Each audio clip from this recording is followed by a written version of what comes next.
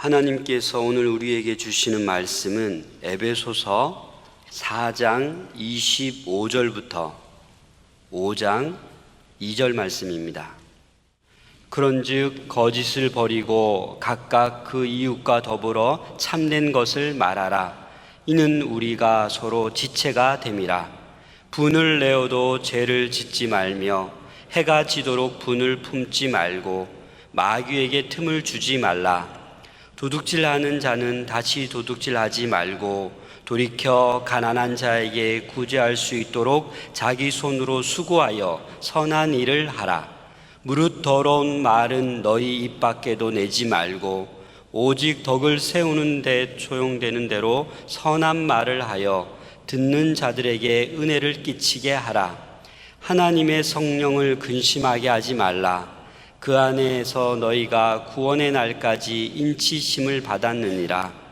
너희는 모든 악독과 노함과 분냄과 떠드는 것과 비방하는 것을 모든 악의와 함께 버리고 서로 친절하게 하며 불쌍히 여기며 서로 용서하기를 하나님이 그리스도 안에서 너희를 용서하심과 같이 하라. 그러므로 사랑을 받는 자녀같이 너희는 하나님을 본받는 자가 되고 그리스도께서 너희를 사랑하신 것 같이 너희도 사랑 가운데서 행하라. 그는 우리를 위하여 자신을 버리사 향기로운 제물과 희생 제물로 하나님께 드리셨느니라. 아멘. 사도 바울이 이제 에베소 교인들에게 우리가 누구인지, 우리가 어떤 사람으로 부름받았는지, 또 우리 자신이 그리스도 안에서 어떤 사람인지에 대해서 말씀을 나누고 난 뒤에 그리스도인의 삶의 본질에 대해서 말씀을 합니다. 너희들이 신인류이며 새로운 인류인데 신인류, 새 인간이 가지고 있는 삶의 특징이 있다. 그걸 이제 뒷부분에서부터 말씀을 하는 것입니다. 사도 바울이 모든 성도의 삶을 얘기할 때 갖는 사도 바울의 일종의 신학이라고도 말씀을 드릴 수 있고, 또 사도 바울이 전개하는 논리의 특징이라고도 말씀을 드릴 수가 있습니다. 사도가 그리스도인의 삶을 이해하는 특징이 뭐냐?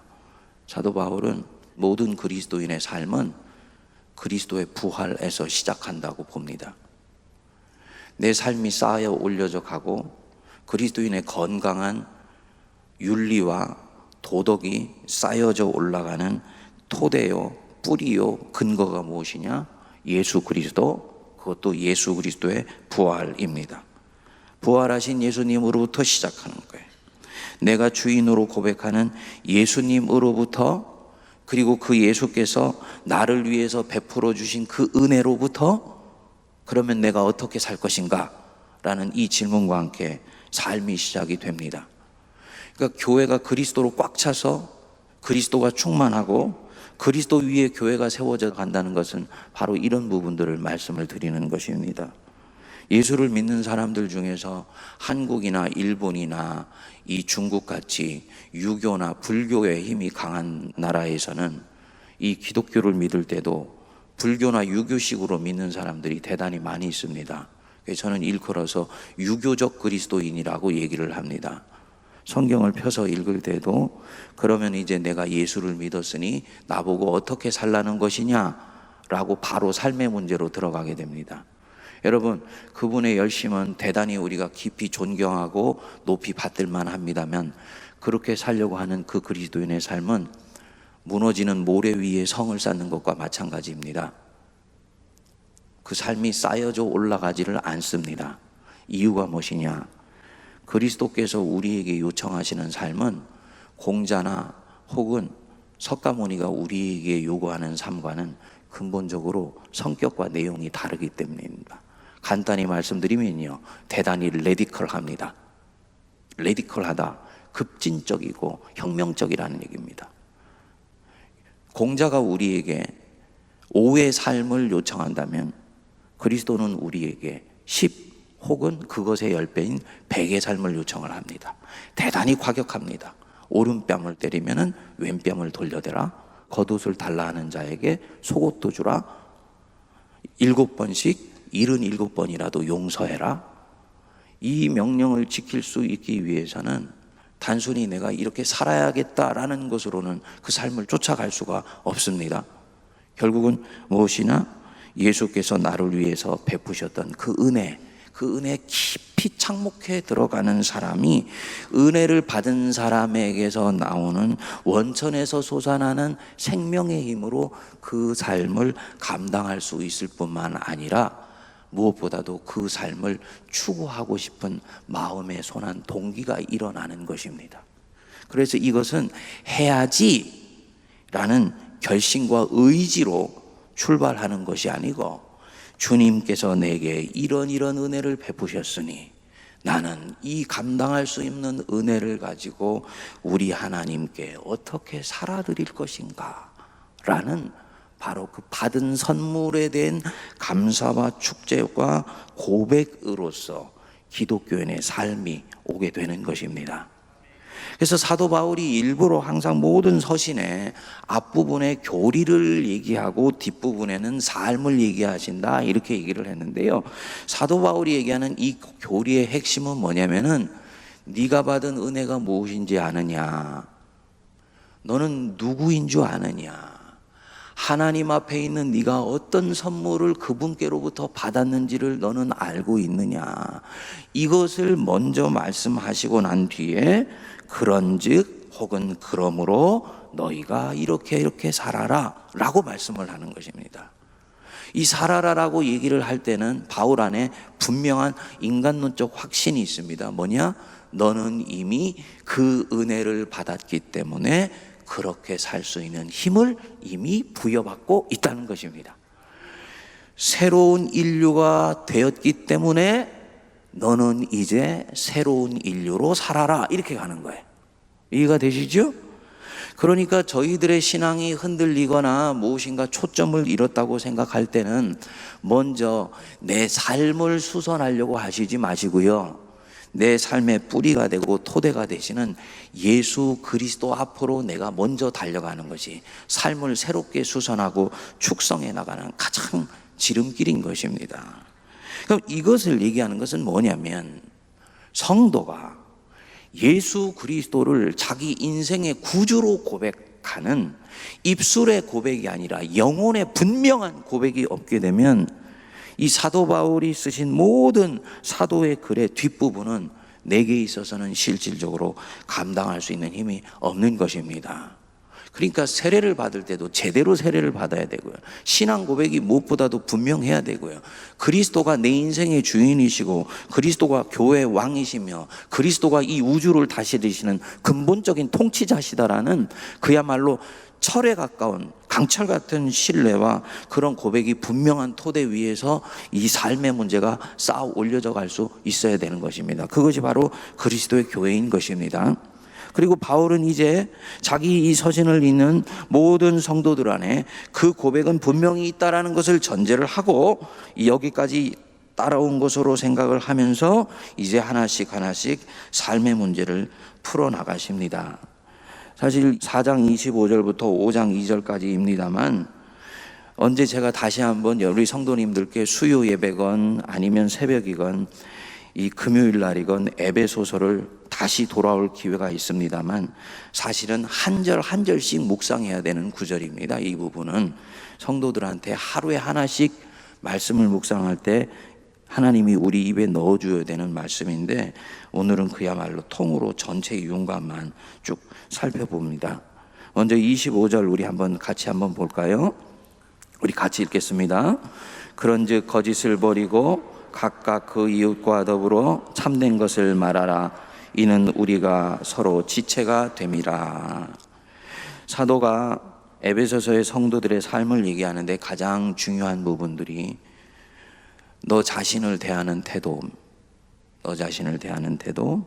그리고 네 옆에 있는 형제 자매를 대하는 태도입니다. 내 옆에 있는 형제 자매를 대하는 태도는 내가 내 자신을 대하는 태도로부터 나옵니다. 기독교인의 굉장히 중요한 부분입니다. 하나님과 나와의 관계가 회복이 되고 나면요, 그다음에 나와 나의 자신과의 관계가 회복이 돼야 됩니다. 나와 나 자신의 관계가 회복이 되었을 때 다른 사람과의 관계가 진정으로 회복될 수가 있습니다. 나와 나 자신과의 관계는 회복되지 않았는데 내 형제 자매를 내가 선대해야 되겠다. 그것은 도덕으로는 가능할지 모르지만은 그리스도인의 삶의 모습으로서는 불가능하게 됩니다. 8번째까지는 잘 지키는데 9번째, 10번째 갔을 땐 끊어져 버리게 됩니다. 오히려 8번째까지 내가 잘 지켜왔던 것이 내 자신에게 스트레스가 된다라는 것을 경험하실 수가 있을 것입니다. 이유가 무엇이냐? 자기와 자기의 관계가 회복되지 않았기 때문입니다. 단적인 것이 25절 앞부분에 그런즉 거짓을 버리고 그랬지요? 쉽게 얘기하면은 거짓말하지 말아라 라는 것입니다. 다른 사람에게 거짓말하지 말으라는 거예요. 근데 저도 여러분들도 믿음이 연약하고 자기가 약할 때 경험을 하셨을 것입니다. 여러분들 중에서 이때까지 살면서 한 번도 거짓말을 안 해본 분 계시면 지금 한번 손을 들어서 표를 해보세요. 없습니다. 저도 거짓말을 해봤습니다. 예수를 믿기 전까지는 수도 없이 해봤습니다. 믿고 나서도 부끄럽지만 한 번씩 해봤습니다. 언제 거짓말을 하느냐 살펴봤습니다. 내가 내 자신을 방어해야 된다고 느낄 때, 거짓말을 하지 않으면 내 자신이 인격이 손상을 받으며 자존감이 상하며 그것 때문에 다른 누군가에게 공격을 받을 것 같을 때 나는 나를 방어하기 위해서 거짓말을 하더라고요. 다른 누군가를 보호해야 되기 때문에 거짓말을 하는 분은 우리는 그것을 일컬어서 선한 거짓말이라고 얘기를 합니다. 이거는 고도의 윤리에 대한 부분이기 때문에 오늘 말씀을 드리지 않겠습니다만, 거짓말은 결국은 무엇이냐? 자기를 보호해야 되겠다고 생각하기 때문에 하는 것이더라는 것입니다. 그런데 거짓말을 하는 순간 내가 또다시 나를 보호해야 되기 때문에 내 인격을 내 스스로가 모욕하는 행위를 하고 있더라고요. 사실은 나를 사랑해야 된다라고 생각하기 때문에 내가 거짓말을 하고 있는 것이지만은 내 깊숙한 곳으로 들어가면 나는 내 자신에 대한 자긍심과 긍지가 온전히 회복되어 있지를 않은 것입니다. 내가 진정으로 하나님의 사람이며 하나님이 나를 사랑하시며 그분이 나를 사랑하실 뿐만 아니라 나는 사랑받고 있는 존재이기 때문에 나는 나 자신을 수용하고 나를 사랑하며 내 인생은 하나님 안에서 절대로 안전하다라는 것이 내게 믿겨지는 순간 나는 내가 했던 행위나 말이나 행동에 대해서도 기꺼이 책임질 수 있는 준비가 되어 있습니다. 내적으로 대단히 강한 사람이 되어 있다는 것을 얘기하는 것입니다. 신앙이 강하다는 것은 내면이 질서가 찾아와서 정리가 되어 있을 뿐만 아니라 하나님의 은혜 안에서 자기 인생이 지금 펼쳐지고 있기 때문에 나는 그 어떤 경우에도 주님이 흔드시지 않는 경우에 내 인생은 좌초되거나 쓸려 나가지를 않는다는 것이 믿어지는 사람입니다. 이 사람은요, 내면이 대단히 강합니다. 고집이 센 것과는 전혀 다른 종류입니다. 그렇기 때문에 자기가 했었던 그 어떤 행동이나 말에 대해서도 외부의 공격이 올 때 그것이 정당한 것이면 기꺼이 받을 수가 있습니다. 거짓말을 하려고 하는 마음의 그릇된 움직임이 나오지를 않는다는 것입니다. 나도 모르게 그거 아니에요 라고 스스로 방어하는 말이 튀어나올 때는 내 속이 그만큼 연약하여져 있으며 내가 진정으로 내 자신과 화해하고 있고 내가 나를 사랑하고 있지 못할 때 나오는 자기 변호였다는 것을 알게 되는 것입니다. 여기서 또다시 저와 여러분들 안에 하나님의 은혜를 받는 것이 얼마나 소중한 것인지를 확인시켜 주는 것이지요.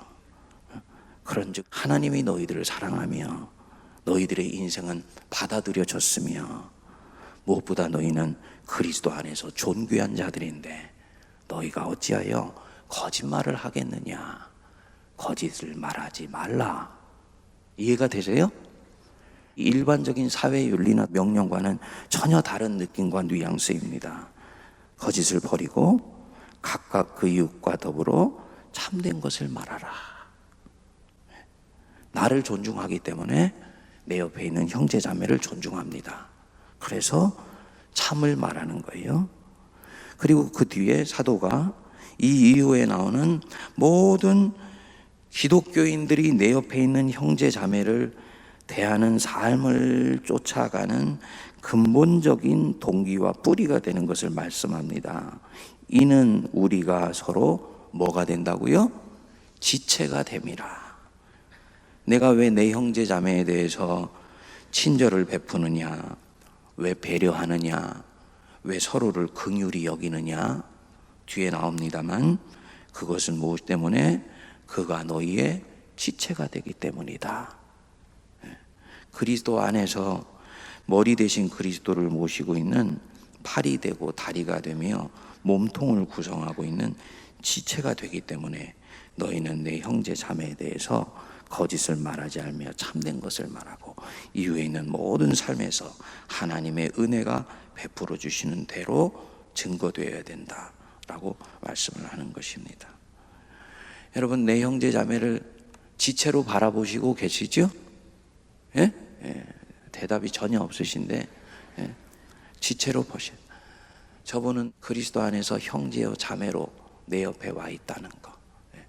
목사, 무슨 목사님, 장로님, 권사님, 집사님, 이게 사실은 직분으로는 굉장히 좋은 호칭인데요. 그리스도의 몸이 되는 교회를 내가 이해하는 데 있어서는 그다지 좋은 말이 아닙니다. 대학생 선교단체나 혹은 대학생 선교단체를 졸업하고 난 사람들의 모임을 가더라도 거기서는 서로가 서로를 부를 때 나이가 70, 80이 넘은 사람들까지도 형제님, 자매님이라고 부릅니다. 그 신앙을 잘 이해하지 못하는 분들은 새파랗게 젊은 20대 총각이 70, 80 넘은 자기를 보고 자매님이라 그러니까 기분이 나쁜 거예요. 예? 형제님이라 그러니까 버릇없는 사람이라고 얘기를 합니다. 근데 그게 아닙니다. 그것은 그를 하등하게 여겨서 비하해서 얘기하는 것이 아니고 당신은 나의 형제이고 자매이다라는 고백을 하는 것입니다. 내가 형제고 자매라고 생각하는 사람에게 나를 방어하고 보호하기 위해서 그에게 했던 행위를 나 안 했어 라고 얘기하지 않죠. 그가 내 지체이고 내 형제 자매인데 그에게 쉽게 내 속에 정리되지 않은 거친 말을 내뿜지 않습니다. 혈기를 다스리지 못해서 하루는 그렇게 했다 할지라도 다음날 주님 앞에서 제정신이 돌아오고 나면은 아차, 내가 내 형제 자매를 아프게 했었구나 라고 생각이 돌아오는 것이 정상입니다. 그러면 어저께 했었던 그 행위에 대해서 가리우기 위해서 또 다른 거짓말을 하거나 또 다른 그릇된 죄를 범하지 않지요. 전화를 돌리고 다이아를 돌리고 찾아가서 어제는 내가 뭐가 쉬었나 봐, 나도 모르는 그런 이상한 짓을 자네에게 했어, 마음 아프게 해서 미안해, 지극히 자연스럽게 얘기가 나올 수가 있는 것입니다. 무엇이냐? 그 사람이 내 안에서 형제이고 자매이기 때문입니다.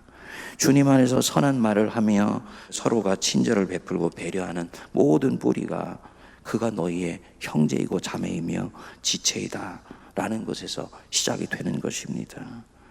여러분, 그 은혜가 우리 세문안교 안에 회복될 수 있게 되기를 바랍니다. 26절 보십시오. 분을 내어도 죄를 짓지 말며 해가 지도록 분을 품지 말라. 사도는 인간이 얼마나 연약한지를 잘 알고 있어요. 그리스도인이라고 하지만 우리 안에는 하나님 앞에 가기 전까지 정복될 수 없는 죄가 있고 악이 있을 수밖에 없다라는 것을 인식하고 있습니다. 중요한 것은 그것을 가리우거나 없는 것처럼 생각하는 그 자체가 문제가 되는 것이지, 내 안에 이런 모습이 있다는 것을 인지하고 그것을 알아차리며 다른 사람에게 고백하며 사는 것은 굉장히 아름다운 삶이 되는 것입니다. 거기 보십시오. 사도가 분을 내어도 죄를 짓지 말라. 이 얘기는 사람이 분을 낼 수 있다 없다? 있어요. 분을 낼 수 있어요. 그것이 내 안에 정리되지 않은 혈기 때문에 나오는 분이 될 수도 있고요, 악한 것을 보면서 나오는 공분이 될 수도 있고, 또 어떤 위정자들이라든지 나라의 공복으로 부름받은 사람들이 그릇되게 사는 모습을 보면서 우리는 이렇게 살아도 당신은 그러면 안 되지 라는 마음에서 오는 분이 있을 수 있습니다. 그런데 그 분을 내어도 뭐를 짓지 말아라? 그것이 죄가 되게 하면 안 된다는 것입니다. 화가 나고 속이 상하더라도 그것이 뿜어져는 나올 수 있는데 누군가에게 뿜어지는 순간 그것은 그에게 상처가 된다면 그것은 죄가 되는 것이지요. 그래서 이 분을 내더라도 경계선을 잘 지키면서 분을 내는 것 굉장히 쉽지 않은 부분들입니다만 사도가 그것을 권면하는 것입니다. 그 뒤에 보시면은 해가 지도록 분을 품지 말아라 그랬습니다. 이것은 여러분 인지하시면 좋을 것 같아요. 유대인의 하루는 언제 시작이 됩니까? 저녁에 시작됩니다. 해가 지면은 유대인에게는 하루가 시작되는 것입니다. 해가 지도록 분을 품지는 말라는 이 말씀은 새로운 날이 시작될 때까지 어제 가졌던 분을 갖고 살면은 안 된다라는 뜻입니다. 새 날에는 새 것을 줄 것이니 새 날에는 새 마음으로 시작할 수 있도록 어제 것은 어제 것으로 털어버려야 된다. 그래서 성도님들이 주무시기 전에 침상에서 단 5분이라도 하루를 정리하는 기도를 하고 자는 것은 영적으로 대단히 중요한 것입니다. 주님, 오늘 알게 모르게 지었던 죄가 있습니다. 제가 김 집사에게 곰곰이 오늘 하루를 성찰해 보니 못된 말을 했네요. 주님 용서해 주시고 내일 아침에 일어났을 때 화해를 할 수 있도록 은혜 베풀어 주십시오 하고 하루의 삶을 주님 안에서 딱 마무리하고 자는 것들이 영성생활에 있어서 엄청나게 중요한 것이라는 것입니다. 그 뒤에 보시면 마귀에게 틈을 두지 말고 도둑질하는 자는 다시 도둑질하지 말고 돌이켜 가난한 자에게 구제할 수 있도록 자기 손으로 수고하여 선한 일을 해야 된다. 네가 새로운 사람이 되었으면 새 삶을 살아야 되겠으니 이전에 살던 삶으로부터 돌이킬 수 있어야 된다. 마음은 뿐만 아니라 직업에 있어서도 그래야 된다. 사창가에서 몸을 팔며 살고 있었던 여자, 예수를 믿게 됐으면 당연히 그 삶을 털어버려야 되는 것이고요. 또 주님이 보실 때 이것은 건강한 직업이 아니다 라고 생각되는 부분들은 믿음으로 과감하게 털고 새롭게 시작할 수 있어야 되는 것입니다. 바로 그 얘기를 하는 것입니다. 이전에 있는 부분들은 털어버리라. 그 다음에 29절 우리 같이 한번 읽어보겠습니다. 시작. 무릇 더러운 말은 내 입 밖에도 내지 말고 오직 덕을 세우는 대로 소용대로 내로 선한 말을 하여 듣는 자들에게 은혜를 끼치라. 그 다음에 32절 같이 읽겠습니다. 서로 친절하게 하며 불쌍히 여기며 서로 용서하기를 하나님이 그리스도 안에서 너희를 용서하신 것 같이 하라. 서로 친절해라. 서로 배려해라. 그리고 서로를 긍휼히 여기고 불쌍히 여겨라. 내 자신이 긍휼을 받은 자라는 것을 알면 다른 사람을 긍휼히 여길 수가 있습니다. 제 안에서도 자꾸 판단하고 정죄하는 마음이 일어날 때가 있습니다. 제가 높아져 있을 때, 내가 지금 상당히 신앙적으로 잘 살고 있다라고 생각할 때 그래요. 반대로요, 어느 순간 다른 사람이 똑같은 사람인데 굉장히 좋아 보이고 부드러운 마음으로 대하고 싶고 뭔가 그하고 따뜻한 교감을 주고받고 싶은 마음이 들 때가 있습니다. 여러분들 있지요? 어떤 데인가 한번 살펴보십시오. 내가 연약할 때입니다. 내가 그 누군가로부터 긍휼을 받아야 된다라고 생각할 때 나는 다른 누군가를 긍휼히 여겨줄 수 있는 마음이 일어나게 되는 것입니다. 서로가 서로를 긍휼히 여긴다는 것은 바로 이런 것을 얘기를 하는 것입니다. 나는 당신 없이도 얼마든지 잘 살 수 있어. 나는 여태까지 하나님의 뜻 안에서 대단히 경건하고 공의롭게 멋지게 살아왔어 라고 생각하는 사람은요, 다른 사람을 따뜻한 눈빛으로 바라보며 긍휼히 여기는 삶을 살 수가 없어요. 나는 진리를 추구하는 사람이야. 굉장히 좋은 것 같지만 여러분, 내가 그 눈빛에 의해서 내 자신이 사로잡혀 있는 동안에는 나는 다른 사람을 불쌍히 여기는 눈빛을 줄 수가 없습니다. 나는 은혜를 받은 사람이고, 나는 죄인이었으며, 나는 난민이었고, 나는 하나님 밖에 있었던 사람이었는데 주님이 나를 품어주셨다 라는 인식이 지금도 내 안에서 뚜렷이 역사하고 있을 때 이 사람, 다른 사람을 불쌍히 여겨줄 수가 있습니다.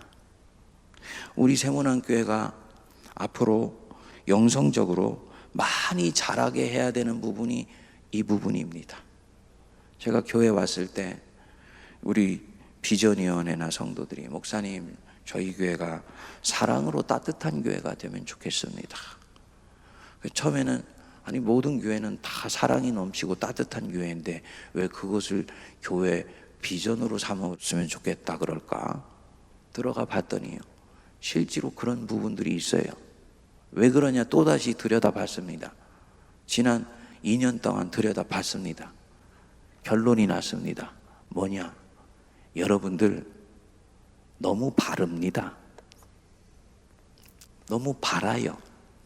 여러분들이 너무 깨끗해. 너무 경건해.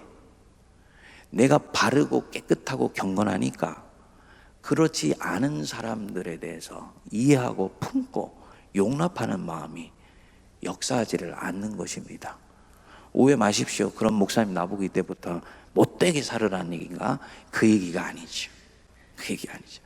여러분들이 바르고 깨끗하게 경건하게 살게 된 것이 성도님들 여러분들의 힘입니까? 아니잖아요. 우리 바르지 않았던 적이 있었잖아요. 죄인인 적이 있었지 않습니까? 이 경건한 삶을 살아오기까지 참고 기다리시고 인내해 주셨던 분의 사랑과 베풀어 주심이 있었기 때문에 우리가 지금 여기에 이 모습으로 있는 것 아닙니까?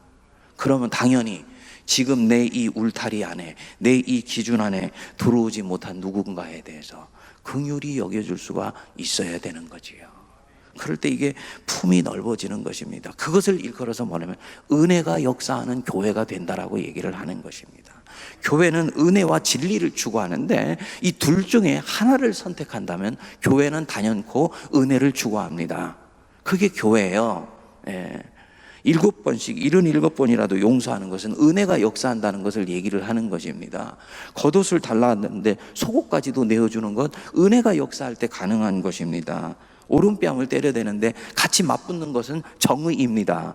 네가 나한테 한 대 때렸으니까 나도 너한테 한 대 때리는 거야. 정의이고 공의입니다.